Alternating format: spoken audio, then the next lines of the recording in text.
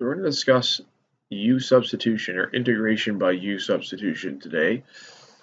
And essentially what it does is we are able to use it to deal with situations where we reverse the chain rule.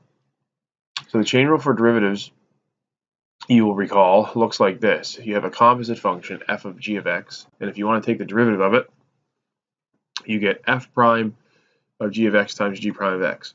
And the notation I'm using is that capital F is the antiderivative of lowercase f. So if we integrate both sides, we take the integral of this dx, and we take the integral of this side dx, then what happens if we write it in integral form is this just stays, and this, because we're integrating a derivative, they cancel the effect of them, they're inverse operations, and so we just end up with f of g of x plus c. And so what we're looking for in terms of our derivative is we're looking at this is the antiderivative of f, and we're taking the derivative of it, so we can write this f, capital F prime, as lowercase f. So we're going to end up with a equation like this, and what we're going to end up with from there is a statement where we're going to make a substitution. We're going to say, instead of g of x, we're going to write u. So we're going to make the substitution u equals g of x. And when we do that, then the derivative of u, du, becomes g prime of x dx. And so we make a substitution. We say, let this be u, and then this whole thing becomes du. So we end up with the integral of f of u du equals capital F of u plus c.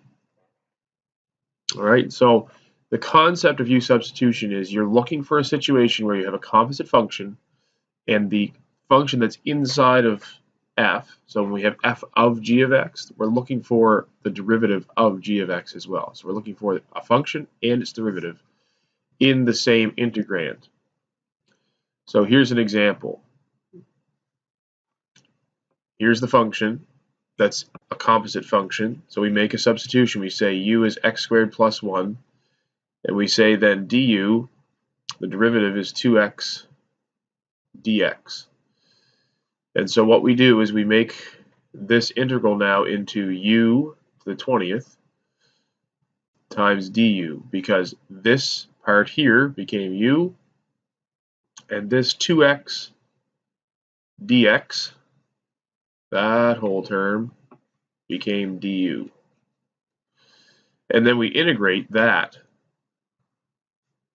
So we get u to the 21 over 21 plus c. And then the final thing we do is we replace the u with x squared plus 1. So we end up with x squared plus 1 to the 21st power over 21 plus c. So that's the concept of U substitution. In terms of a step-by-step process, this is what you're going to do.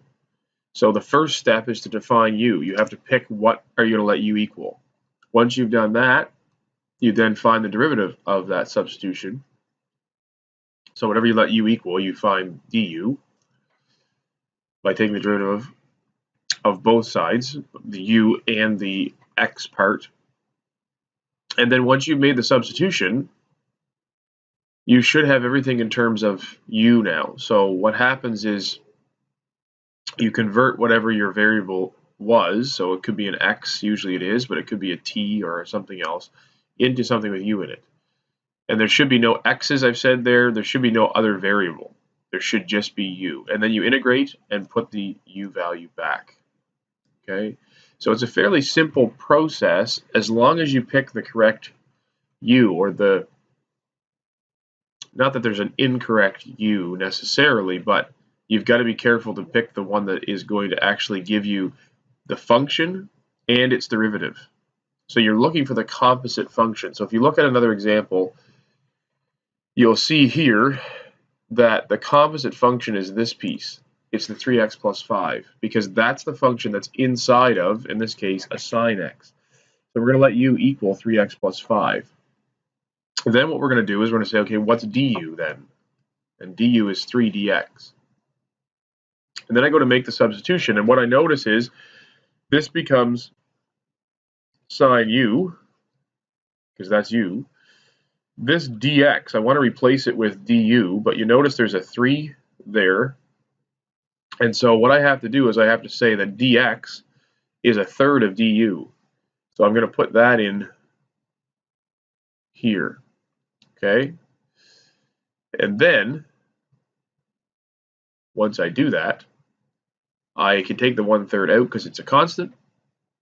And I'm just left with 1/3 integral of sine u du. And when you integrate sine u, you get cosine u plus c with a negative. And so then, because the integral of sine is negative cosine, and then you just replace u with 3x plus 5. So that's another example, and there are a number more. We'll just pick, oops, back to that one. So here's another one. We have ln x over x dx. So if I split that into ln x times 1 over x dx, I'm looking for, in this case, there's no composite function. There's no something inside of something. But if I let u equal this, that is the derivative of ln x, right? 1 over x dx. So I'm going to let u equal ln x so that the derivative, du, is 1 over x dx. And I'm making that choice because I know the derivative of this is this. So I have a function and its derivative. And so when I make the substitution, it just becomes the integral of u du, because ln x is u, and this whole thing, 1 over x dx, is du. And then I integrate the u, which gives me u squared over 2 plus c, and then I replace the u with ln x at the end. So that's the concept of u substitution. As we do it, you'll see a variety of different forms. Here's another example. This one, what we're going to try to do here is look again at the composite function. So the composite function's right here. We have the cube root, but it's of something. So this part here I'm going to let equal u. I want u to be 3 minus 5t to the 5. That means the derivative of that is, the derivative of 3 is 0. The derivative of this is minus 25 t to the 4th dt. Okay? And what we end up getting then, when we go to make our substitution, is we have the cube root of u, but then we're trying to get rid of t to the 4 dt. So there's t to the 4 dt. So that means that I'm going to replace it with minus du over 25. Okay, because I basically have to bring this over. And what that leads to is this, minus 1 over 25 integral of cube root of u du. That's u to the 1/3. So if we add 1 to that, we get 4/3 divided by 4/3. So I've chosen to write that as 3/4. So dividing by 4/3 is the same thing as multiplying by 3/4. And then I multiply 3/4 by 1 over 25, which gives me minus 3 over 100. And then u gets replaced with 3 minus 5t to the 5. So that's the concept of u substitution. We're going to practice more of it, but that's the idea, that you're looking for a function whose derivative is also in the integrand. And once you've found it, you let u equal that, you let du then equal the rest of it, and you integrate with respect to u. So there's a number of different examples. Here's another one. We have secant squared of 4x plus 1. So we let u equal 4x plus 1. That means du is 4 dx. I only have dx, so I divide by 4 with du. So I replace du over 4 in here. This becomes du over 4. I've written it there as well, but and this becomes u. So you get the integral of secant squared u du with a 1/4.